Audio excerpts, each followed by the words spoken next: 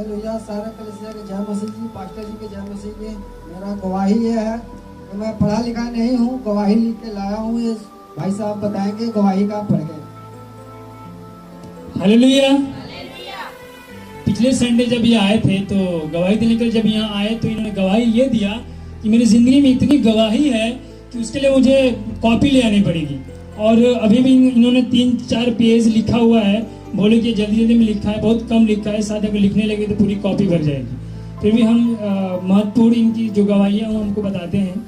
ये 2012 में प्रभु में आए, उसके बाद से प्रभु का बहुत जोश था।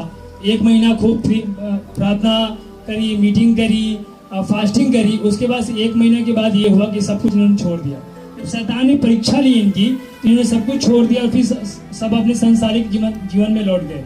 तो जो परेशानियां थी जो इनकी जिंदगी में, वो दोबारा दोगुना बन के इनकी जिंदगी में आ गई। कुछ भी नहीं, सब सारे काम ठप हो गए। इनकी फैमिली में इनकी बेटी है और इनकी वाइफ है, दोनों बहुत ही प्रॉब्लम रहती थी। तो फिर इनके फ्रेंड है एक हमारे रोशन भाई हैं जो आए और यहाँ जो लिविंग ग्रेस चर्च के बारे में बताए कि वहाँ पे चले और आप अपनी परेशानियों को बताएंगे। अपोस्टल जी हैं, वो प्रेयर करेंगे और सारी परेशानी आपकी दूर हो जाएगी। ये फिर भी उनकी बातों को अनसुनी कर दिया। फिर इनके मन में ऐसा हुआ, उनकी वाइफ ने बोला कि इतनी परेशानियां हैं, मरने पर हैं हम लोग, एक बार क्यों ना चल के देख लें कि क्या है क्या नहीं है। फिर ये बहुत इनकी वाइफ को बोलने के बाद ये यहाँ पे आए और फर्स्ट डे जब यहाँ पे आए तो इनकी जो बेटी है उनके अंदर से जब मीटिंग चल रही थी, प्रेयर कर रहे थे, अपोस्टल जी ने जब प्रेयर किया इनकी फैमिली के लिए तो इनकी बेटी के अंदर से दुष्ट आत्मा निकली और वो आज़ाद हो गई। फिर जब नेक्स्ट संडे को आए तो इनकी बीवी जो फैमिली है उनके अंदर से दुष्ट आत्मा निकली, वो भी आज़ाद हो गई। ऐसे ये रेगुलर जब विश्वास बढ़ते गया और चर्च से आते चले गए। फिर एक बार ये हुआ, इनकी जो वाइफ है उनको खांसी हुई, बहुत ज़्यादा खांसी हुई, बहुत ट्रीटमेंट कराया इन्होंने, कुछ आराम नहीं मिल रहा था। तो फिर एक डॉक्टर के पास गए, हम पढ़ के बताते हैं क्या है। तो डॉक्टर ने इनको पूछा कि क्या आप चर्च में जाते हैं?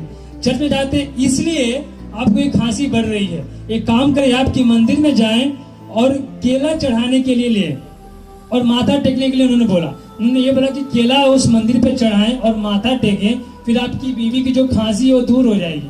फिर इनकी बीवी बहुत परेशान हो गई ये बात सुन करके। फिर इनको फोन करा कि यहाँ के जो डॉक्टर है वो ऐसे ऐसे बोल रही है।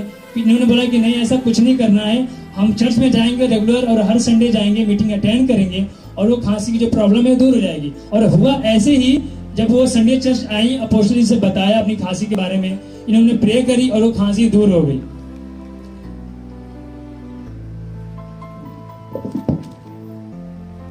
फिर जब नेक्स्ट संडे जब ये खुद आए, फिर इनके अंदर भी एक दुष्ट आत्मा थी जो 18 साल से इनके अंदर छिपी थी और वो निकलने के बाद इनके काम जो थे जो 18 साल से बंद पड़े थे। दुष्ट आत्मा जब से इनकी जिंदगी में एंट्री करी थी तब से अंदर इनके काम और नौकरी पे जाना वो भी छूट गया था, बरकत घर की रुक गई थी, सब कुछ रुक गया था, खाना पीना जीना मुश्किल हो गया था इनका। और जब इनके लिए प्रे हुआ तो 18 साल से जो दुष्ट आत्मा इनके अंदर छिपी थी वो निकली और निकलने के बाद से ये फिर भी आजाद हो चुके थे, बट काम नहीं मिला था इनका। तो ये चर्च का काम चल रहा था एक टाइम में, तो लिंटर पढ़ रहे थे।